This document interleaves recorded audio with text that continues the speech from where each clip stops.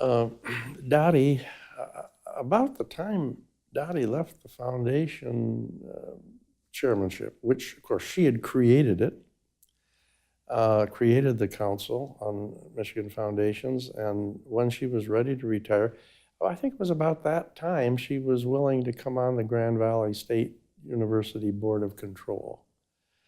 Now, my contact with Dottie goes back to the time we came here in 1969, and Paul Johnson was on the board, and then for years Paul was chair of the board. So the Grand Haven crew, then the Johnsons, were all not only known to me and were board members and contributors, they became personal friends. And so we always knew each other and knew what was happening and what was going on. And so it was a great synergy, isn't it? Here you've got the Johnsons, who were very much involved in Grand Valley from the very beginning. You've got Dottie founding the Michigan Council of Foundations and then being on the Kellogg Foundation board.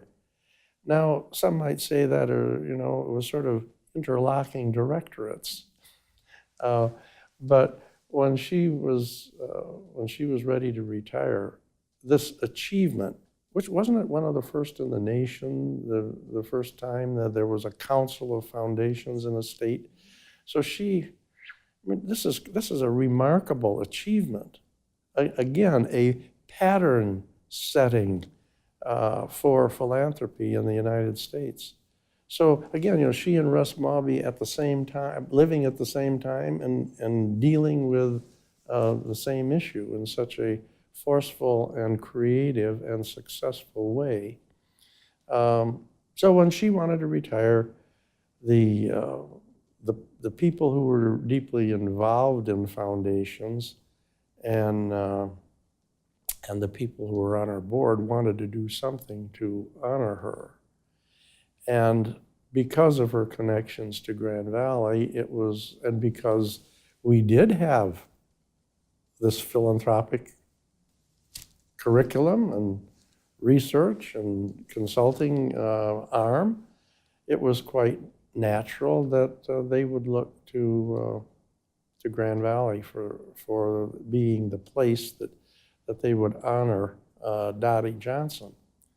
And so they did, and that's how the endowment was raised and the library given, and knowing that the library or the publications in the field of philanthropy don't begin to compare in number or depth of research in terms of length of time as history or literature or chemistry, anything like that.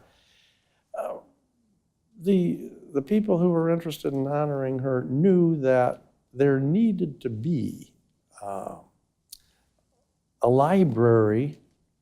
There needed to be philanthropic publications and documentations. There needed to be that whole arm of philanthropy developed. And so it was natural to name that aspect of the center for her and to name the whole center for her.